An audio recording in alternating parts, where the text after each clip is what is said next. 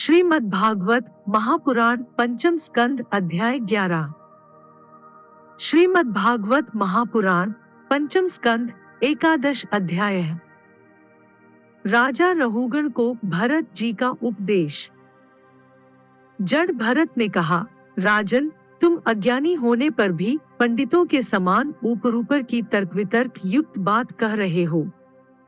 इसलिए श्रेष्ठ ज्ञानियों में तुम्हारी गणना नहीं हो सकती। तत्वज्ञानी पुरुष इस अविचार सिद्ध स्वामी सेवक आदि व्यवहार को तत्व विचार के समय सत्य रूप से स्वीकार नहीं करते।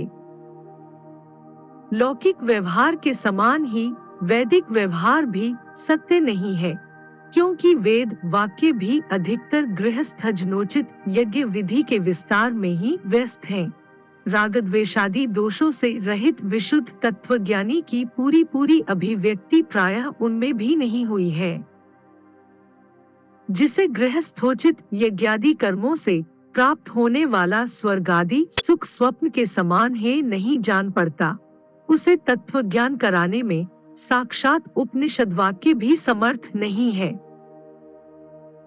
जब तक मनुष्य का मन सत्व रज अथवा तमोगुण के वशीभूत रहता है, तब तक वह बिना किसी अंकुश के उसकी ज्ञानेंद्रिय और कर्मेंद्रियों से शुभाशुभ कर्म कराता रहता है। यह मन वासनामय, विषयासक्त, गुणों से प्रेरित, विकारी और भूत एवं इंद्रिय रूप 16 कलाओं में मुख्य है। यही भिन्न भिन्न नामों से देवता और मनुष्यादि रूप धारण करके शरीर रूप उपाधियों के भेद से जीव की उत्तमता और अधमता का कारण होता है। यह मायामय मन संसार चक्र में छलने वाला है। यही अपनी देह के अभिमानी जीव से मिलकर उसे काल चक्र से प्राप्त हुए सुख दुख और इनसे व्यतिरिक्त मोहरूप अवश्यम भावी फलों की अभिव्यक्ति करता है। जब तक यह मन रहता है, तभी तक जागृत और स्वप्नावस्था का व्यवहार प्रकाशित होकर जीव का दृश्य बनता है। इसलिए पंडितजन मन को ही त्रिगुणमय अधम संसार का और गुणातीत परमोत्कृष्ट मोक्ष पद का कारण बताते हैं। विषयासक्त मन जीव को संसार संकट में डाल देता है। विषयहीन होने पर वही उसे शांतिमय मोक्ष पद प्राप्त करा देता है।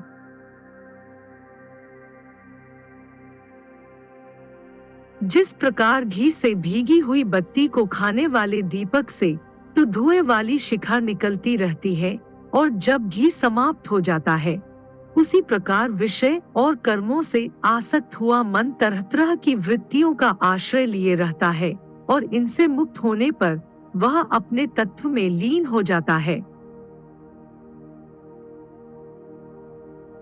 वीरवर 5 कर्मेंद्रिय, 5 ज्ञानेंद्रिय और 1 अहंकार, ये 11 मन की वृत्तियां हैं, तथा 5 प्रकार के कर्म, 5 तन्मात्र और 1 शरीर, ये 11 उनके आधारभूत विषय कहे जाते हैं।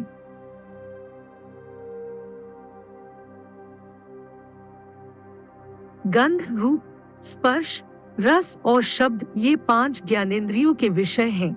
मलत्याग, संभोग, गमन, भाषण और लेना देना आदि व्यापार, ये 5 कर्मेंद्रियों के विषय हैं, तथा शरीर को यह मेरा है इस प्रकार स्वीकार करना अहंकार का विषय है।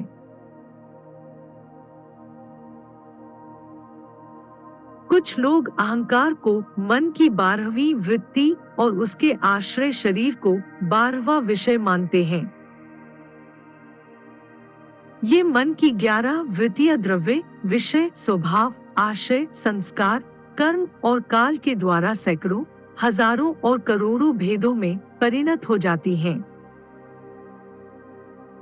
किंतु इनकी सत्ता क्षेत्रज्ञ आत्मा की सत्ता से ही है, स्वतः या परस्पर मिलकर नहीं है।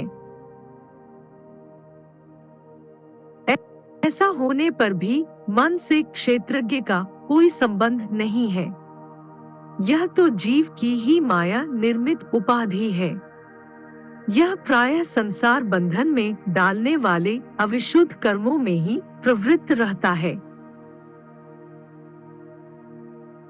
इसकी उपर्युक्त वृत्तियां प्रवाह रूप से नित्य ही रहती हैं। जागृत और स्वप्न के समय वे प्रकट हो जाती हैं और सुषुप्ति में छिप जाती हैं।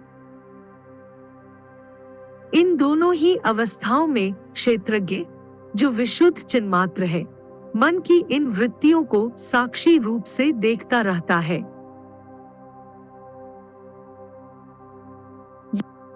यह क्षेत्रज्ञ परमात्मा सर्वव्यापक, जगत का आदि कारण, परिपूर्ण, अपरोक्ष, स्वयं प्रकाश, अजन्मा, ब्रह्मादि का भी नियंता और अपने अधीन रहने वाले माया के द्वारा सबके अंतःकरणों में रहकर जीवों को प्रेरित करने वाला समस्त भूतों का आश्रय रूप भगवान वासुदेव हैं।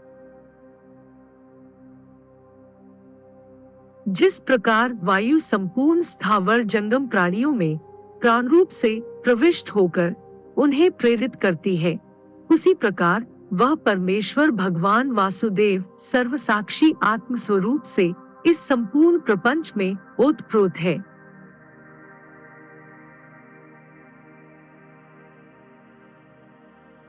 राजन, जब तक मनुष्य ज्ञानोदय के द्वारा इस माया का तिरस्कार कर सबकी आसक्ति छोड़कर तथा काम क्रोधादि 6 शत्रुओं को जीतकर आत्म तत्व को नहीं जान लेता और जब तक वह आत्मा के उपाधि रूप मन को संसार दुख का क्षेत्र नहीं समझता, तब तक वह इस लोक में यूं ही भटकता रहता है, क्योंकि चित्त उसके शोक, मोह, रोग, लोभ और वैर आदि के संस्कार तथा ममता की वृद्धि करता रहता है।